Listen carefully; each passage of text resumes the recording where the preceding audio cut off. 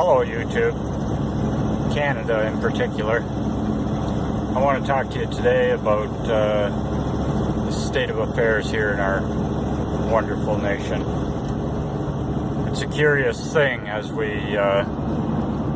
enter into this upcoming spring, Canadian spring. We find ourselves focused and embroiled in watching the Prime Minister and the Liberal minions falling by the wayside, rats jumping ship. And I want to bring to everybody's attention my thoughts that we might want to start thinking further beyond the immediacy of this scandal that we're being made to focus on. And perhaps we can start thinking of ways that we can bring about change. We have the winds of change upon us. We have the Canadian spring approaching. And I'm sure I can speak for many when I say we're sick and tired of watching these shenanigans going on in our federal capital, Ottawa. Each of our own provincial capitals, I'm sure, is probably very much circus-like, the same as what we are subjected to every day on the federal news, state-sponsored media. Even the independent media has jumped on board and is following the same example that's been set for so many years by the media conglomerates. Keep us focused on something that is really trivial when you look at the overall state of our nation.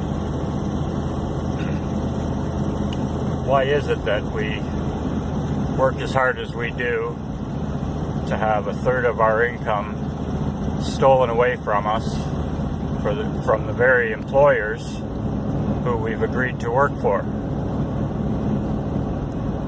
How is it that we can stand for that as free human beings? That the people who pay us then turn around and steal back on the behalf of another 1/3 at least of our earnings. The value of our energy that we've exchanged for dollars, promissory notes, IOUs.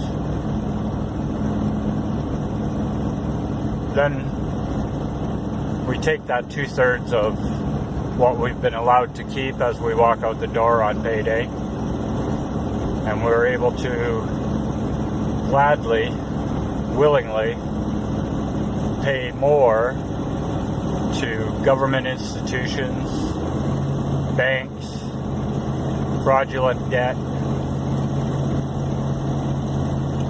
finding ourselves left with peanuts in the grand scheme of things.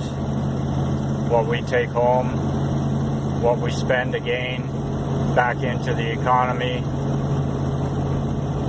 profit-driven economy, where water companies, hydro companies, other utilities that we require in today's technological age in order to live, in order to function, in order to communicate with the world around us.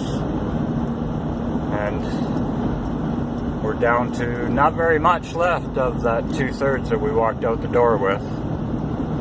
And out of that, well, now we have a little bit left that we can use to feed ourselves, clothe ourselves, house ourselves, and it leaves little behind for what they call discretionary funds.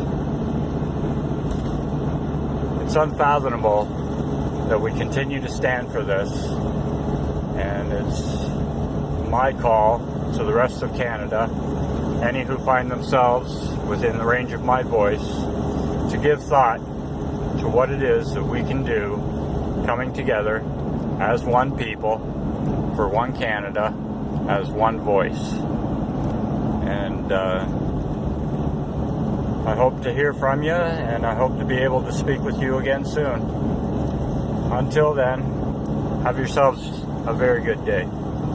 Bye.